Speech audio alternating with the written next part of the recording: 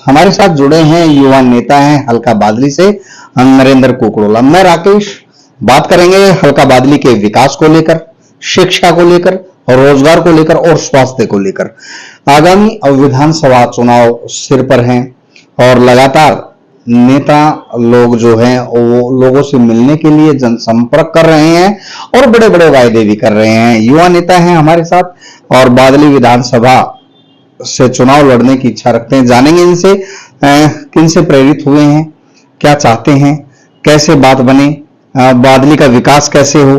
Sir, modern Haryana news में आपका स्वागत है। सर, बादली से चुनाव लड़ने की बात कर रहे हैं आप, तो क्या मुद्दे रहेंगे आपके?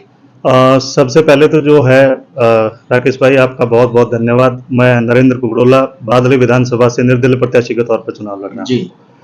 जो सबसे पहला मेरा क्षेत्र के लिए बादली विधानसभा के लिए जो मुद्दा होगा वो होगा जी शिक्षा का मुद्दा। ये आप ये समझ के चलिए कि जो रोड हैं, सीवरेज हैं, गलियां हैं, ये तो खैर बनती रहती हैं।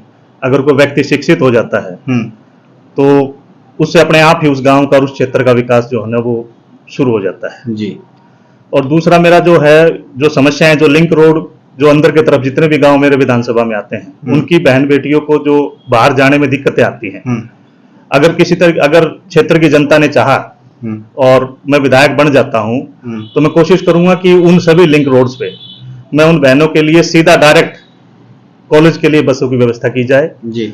और मेरी बहन बेटियां जितनी भी क्षेत्र की है, उन्हें जो इस तरह की और ट्रांसपोर्टेशन में समस्याएं आती हैं जिस कारण बहुत सी लड़कियां पढ़ नहीं पाती हैं। और आप ये भी मान के चलते हैं कि भाई अगर एक लड़की शिक्षित होती है तो वो 2 परिवार शिक्षित होते हैं जी। इसलिए मैं कोशिश करूंगा कि जो ये बहन बेटियों के लिए जो बसें हैं वो डायरेक्ट कॉलेज से घर और घर से कॉलेज तक की व्यवस्था हो है जी। नरेंद्र जी, बड़े नेता के साथ रहे हैं आप, भारतीय जनता पार्टी में आपने काफी काम किया है, युवा के तौर पर काम किया है, कई आपके पास पद भी रहे हैं जिनका निर्वहन आपने अच्छे ढंग से किया है। क्या ऐसा हुआ, बताएंगे दर्शकों को, कि आप चुनाव लड़ रहे हैं, बगावती सुर अपना रहे हैं? देखिए राकेश भाई, ऐसा है कि राजनीति में कई चीजें होती हैं जी। वो एक कहावत भी है कि पेड़ जो है ना, बड़ा पेड़ कभी भी अपने नीचे दूसरे पेड़ को उगने नहीं देता जी। ये राजनीति के लोगों के लिए ही, लोगों ने ही ये कहावतें बनाई हैं। कहीं ना कहीं मुझे लगा कि जो पार्टी में जिनके साथ हम काम कर रहे थे और जिनको इतने लंबे समय तक हमने विधायक भी बनाया और मंत्री भी रहे, कि जिन वादों के साथ और जिस तरीके से लोगों का और क्षेत्र के जनता का काम और जनता में जो विकास के कार्य होने चाहिए थे वो हमारे उन नेता से हुए नहीं। वो अपने खुद के विकास में ज्यादा लग गए और क्षेत्र की समस्याएं जो की तो पड़ी हुई जी। उन्होंने ज्यादा समय क्षेत्र में ना देकर वो गांव में भी अगर आते थे तो आप ये मान के चलिए उन्होंने सिर्फ सरपंचों तक वो सीमित हो गए। उन्होंने कार्यकर्ताओं की ऐसी परिस्थिति कर दी थी कि कार्यकर्ता को वैल्यू नहीं थी उनके राज में, आज भी नहीं है। वो बेशक अभी चुनाव आ रहा है तो हर कार्यकर्ता के घर पे मत्था टेकेंगे जी। और जो मेन चीज तो यही थी कि भाई जिस क्षेत्र के लोगों ने इतने विश्वास के साथ उनको वोट दी, उस क्षेत्र की समस्याओं से उनका कोई लेना देना नहीं था, ना उनकी वो समस्याएं वो दूर कर पाए। जैसे हमारे बादली में आप ये मान के चलिए कि तहसील तो बन गई, लेकिन आपको किसी भी काम के लिए अगर आप जाओगे तो आपको भ्रष्टाचार वहां पे आपका मुंह फैलाए इंतजार कर रहा है। आपको पैसे देने पड़ेंगे, उसके बाद आपका तहसील का काम हो पाएगा। एसडीएम कार्यालय तो बन गया लेकिन वहां पे अधिकारी नहीं है।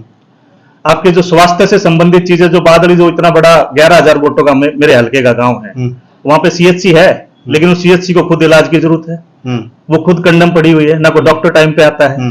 अगर रात में मान लीजिए आपके परिवार में किसी को कोई समस्या होगी जी, तो उसको या तो आपको लेकर गुड़गांव भागना पड़ेगा जी, या रोहतक पीजीआई में जाना पड़ेगा, उससे पहले कोई इलाज। सर, बड़े नेता के साथ रहे हैं आप, मंत्री भी रहे हैं वो भारतीय जनता पार्टी के। उस समय आप को ये मुद्दे बताए थे उन्होंने कि इन बिंदुओं पर शिक्षा, स्वास्थ्य और जल जीवन मिशन, हर घर जल, ये सारी चीजें होनी चाहिए, उस समय आपने बताया? देखो जी, बहुत बड़े नेता थे, राष्ट्रीय सचिव पहले भी रहे और आज भी हैं। मुझे नहीं लगता कि वो उनको ये चीजें बताने की जरूरत है, क्योंकि उन्होंने ही, उनकी जो शुरुआत हुई थी जो बादली विधानसभा में, आपको याद हो बादली ढासा बॉर्डर वाटिका पे कार्यक्रम हुआ था जी, जहाँ पे मीनाक्षी लेखी जी आई थी चीफ गेस्ट के तौर पे, एक महिला के तौर पे। वहां पे उन्होंने एक भाषण दिया था उस मीनाक्षी लेखी जी ने कि भाई जो यहाँ की महिलाएं हैं वो सर पे मटका रख के जाती है तो मुझे बड़ी तकलीफ होती है। लेकिन उनको मंत्री भी बन गए और 10 साल निकल गए, वो प्रदेश अध्यक्ष भी रह गए। आज भी आप क्षेत्र में जाओगे तो औरतें मटकों पे ही पानी ला रही है। स्थिति जस की तस है। जो भारतीय जनता पार्टी का राष्ट्रीय जो ये जल मिशन था, वो पूरी तरह से हरियाणा में फैल है। हरियाणा में कहीं भी आप जाओगे पानी की बड़ी किल्लतें हैं, बड़ी समस्याएं हैं।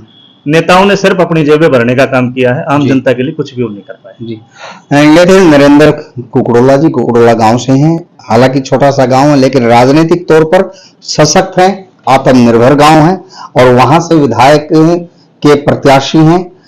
साफ तौर पर कहा है कि भारतीय जनता पार्टी हो या अन्य कोई भी दल हो, बड़े नेता हो, अपनी जेबें भरने का काम किया है। जनता से किसी ने कोई सरोकार नहीं है और शिक्षा, स्वास्थ्य, रोजगार के लिए या यदि विधायक बनते हैं तो काम करेंगे।